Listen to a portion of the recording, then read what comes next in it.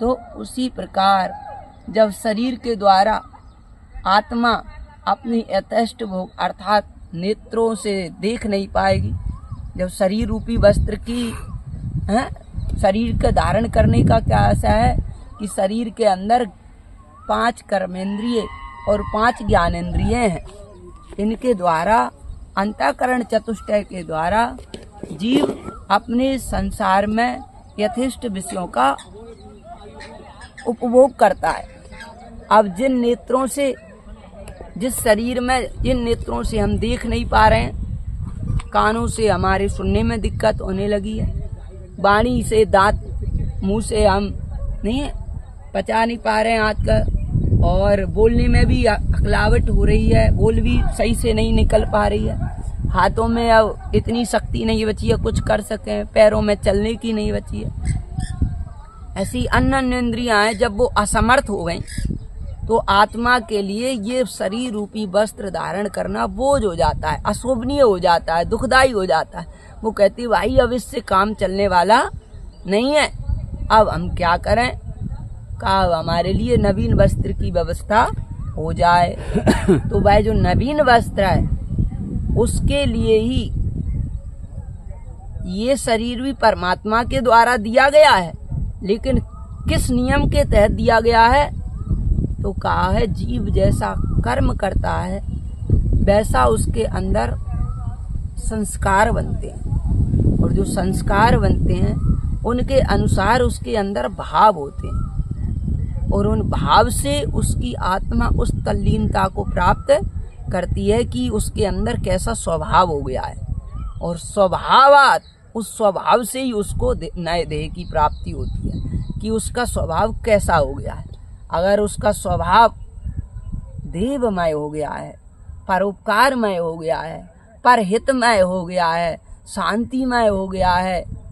तपमय हो गया है, सहनशीलमय हो गया है, तो उसको उत्कृष्ट देहों की प्राप्ति होती है। और जिसका स्वभाव, जिसको गीता में सत्वगुण कहा है, सत्वम ऊर्ध्वम गच्छति, जो सत्व गुण में स्थित हो गए, सत्व में स्थिति का आशा है निरंतर ईर्ष्या, शोक और आलस्य से रहित स्थिति का।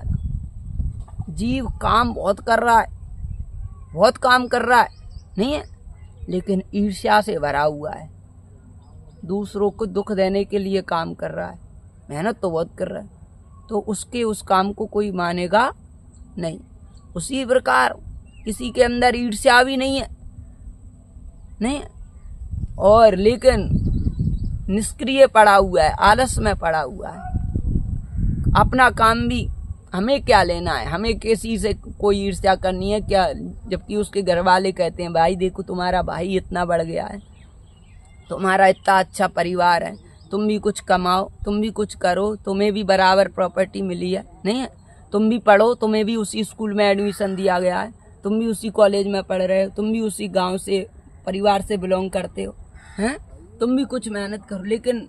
जीव में कोई एक्टिविटी नहीं आ रही है, उस पर कोई असर नहीं हो रहा, वो अपने वर्चस्व लेवल के लिए कोई संघर्ष नहीं करना चाहते, तो कहते हैं तो उस आलस्य भी जिसमें नहीं है, अर्थात अपने उत्थान के लिए लगातार सतत परिश्रम कर रहा है। फिर दूसरा ईर्ष्या रहित है, और तीसरा निर्मल हृदय से सात्विक साधनों का उपयोग कर रहा है। काम तो कर रहा है लेकिन कौन सा, सात्विक, उन साधनों को जिन साधनों के द्वारा समाज और प्रकृति किसी में कष्ट नहीं हो रहा है, ना तो समाज को कष्ट हो रहा है उसके उन संसाधनों से जिनसे वो वृद्धि कर रहा है, और ना ही प्रकृति का कोई अहित हो रहा है।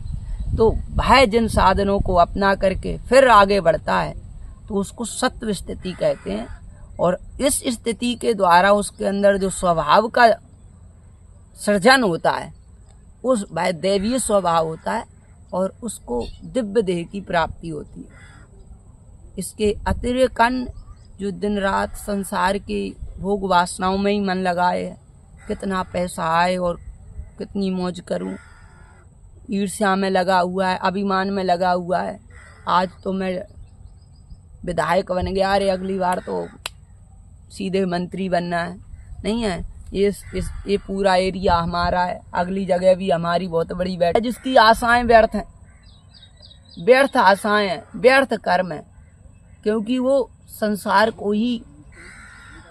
अपने तन मन धन से सत्य मानता है। अपने स्वार्थ के लिए वो किसी का भी दुख दे सकता है। उसको अपने अहंकार के आगे किसी की और कुछ सूझबूझ नहीं है। तो वैसे प्राणी के लिए कहते हैं वो रज तत्व में स्थित है, तो वह कुछ अब गलत काम पूरे कर नहीं सकता है। जैसे आजकल नेता हो या कोई अंदर भले कुछ भी हो, लेकिन ऊपर से तो बहुत अच्छे काम करने ही पड़ेंगे। तो इस प्रकार के व्यक्ति बीच में ही रहते हैं, मध्यम राजसा और अधो तामस गच्छति। अधो जिनका स्वभाव अधो हो गया है, अधो से ऐसा निम्न स्वभाव हो गया है कि जिन्हें किसी का फक्र नहीं है, न माता पिता का भय है, न समाज का भय है, और ना ही अपने स्वास्थ्य की भी चिंता है, ना ही अपने सुहृद पत्नी बच्चे जो रिश्तों से जुड़े हैं उनको भी निभाने की कोई फिक्र है, या सामाजिक दायित्व है, या प्रभु के भय की तो फिर बात ही क्या है। जो खुद तो रामायण में लिखा है, आप गए और औरऊ घालई जे कहूँ सत मार्ग प्रतिपाल है। अगर उन्हें कोई अच्छा काम करने वाला भी मिल जाए तो उसका भी सहयोग नहीं करना है और उसके ऑपोजिशन में चाहे खड़े हो जाएं। तो आप गए, खुद तो नष्ट हैं ही हैं, औरों को भी नष्ट करने वाले कार्यों में लगे हैं, तो वो मूढ़ा, वो मूर्ख हैं। तो वो क्या करते हैं, वो आलस में, प्रमाद में, व्यर्थ की कामों में, कुसंग में, बस अपना शरीर का आराम, अपना स्वार्थ, अपने मौज मस्ती में ही उनका समय बीतता है और उसी में उनका समय बीत के नष्ट हो जाता है। तो उससे उनका जो स्वभाव है वो तामसी स्वभाव हो गया है, और उसके कारण उनको जघन्य योनियों की, जिन्हें शास्त्रों में त्रयग योनियाँ और नारकीय योनियाँ भी कहते हैं, उनकी प्राप्ति होती है। लेकिन आत्मा तीनों अवस्थाओं में शुद्ध ही रहती है, और वो चाहे सत्व में रह ले जो कि उसका यथेष्ट है, तब भी उसे प्रभु की ही शरण से उसका कल्याण है। और रज और तम में तो वो अज्ञान बस पहुंची है, लेकिन उसको जब भी शुद्ध होगी तब उस स्वभाव से, उस संस्कारों से वो अपनी मुक्ति करेगी और पुनः सत्व को प्राप्त करेगी, और पुनः फिर प्रभु से प्रार्थना करके अपने कल्याण के लिए उनके अनुग्रह की पात्र बनेगी, तभी उसका कल्याण होगा। मेन स्थिति तो वही है, लेकिन बीच के भ्रम हैं दो अवस्थाएं। बोलो बांके बिहारी लाल की जय हो।